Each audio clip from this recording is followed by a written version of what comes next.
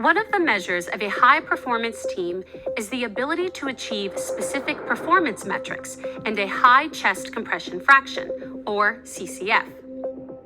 CCF is the amount of time spent doing high-quality chest compressions during a cardiac arrest event.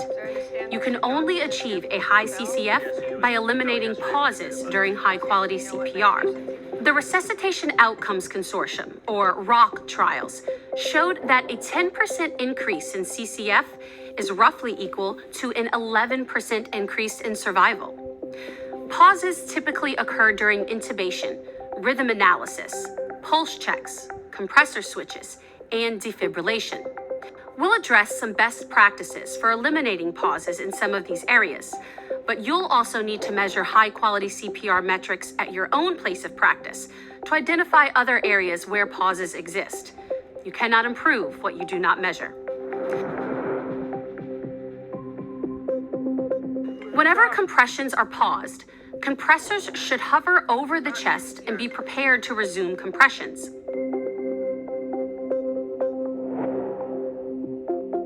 15 seconds before pausing compressions at the end of each 2-minute cycle, high-performance teams should check for a pulse as a placeholder, pre-charge the defibrillator, and be prepared to deliver a shock in 10 seconds or less. 145. Okay, let's go ahead and charge up.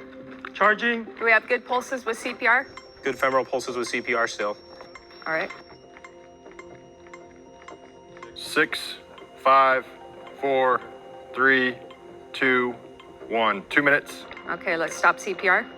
No femoral pulses without CPR. Okay, that's a shockable rhythm. Shock. Shocking. Shock delivered. CPR. Starting Okay. 2 minutes. Switch compressors, with the second compressor coming in from behind the first. This allows the second compressor to have the same view of the team, and in particular, of the AED or defibrillator.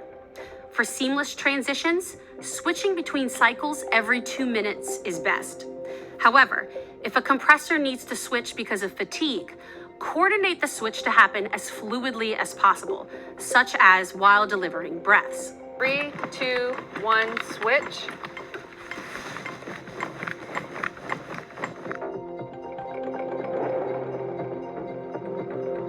It's a best practice to use real-time feedback devices during CPR.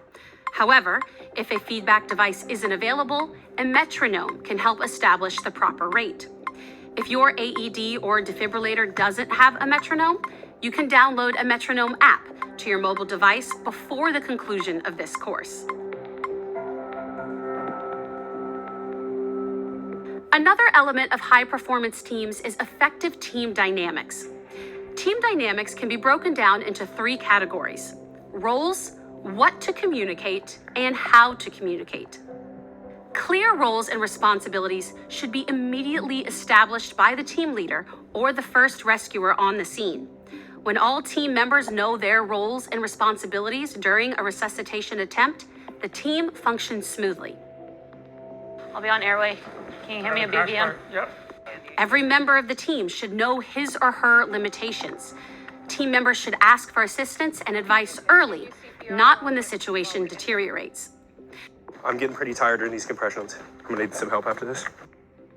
Sometimes a team member or team leader may need to correct actions that are incorrect or inappropriate. It's important to be tactful, especially if you need to correct a colleague before they make a mistake. And now you're too fast. Target heart rate is 110. The next category is what to communicate. Knowledge sharing and summarizing information are critical components of effective team performance. Team leaders should review what's happened and ask for ideas and observations from team members. Can you give me a recap, Nick? Yes, we've been doing CPR for about 4.5 minutes. We've got 1 shock, 2 no shocks, and you've given 1 dose of Epi IV. Okay, so anybody have any ideas on what else we can try with this patient? Finally, how to communicate. Closed-loop communication is the process of verifying that the message sent was received as intended. It also verifies that any assigned tasks have been completed. So Scott, why don't you give 1 milligram of epinephrine? 1 milligram of epinephrine IV. In addition to using closed-loop communication, teams should use clear messaging. Concise, clear language helps prevent misunderstandings. Teams that work together frequently can create terms or phrases that have specific meaning for them to ensure clarity among members. 145. Okay, let's go ahead and charge up. Charging. Do we have good pulses with CPR? Good femoral pulses with CPR still. Finally, teams need to communicate with respect. Speak to each other in a professional manner, regardless of scope of practice or expertise. Resuscitation events are stressful and emotions can run high.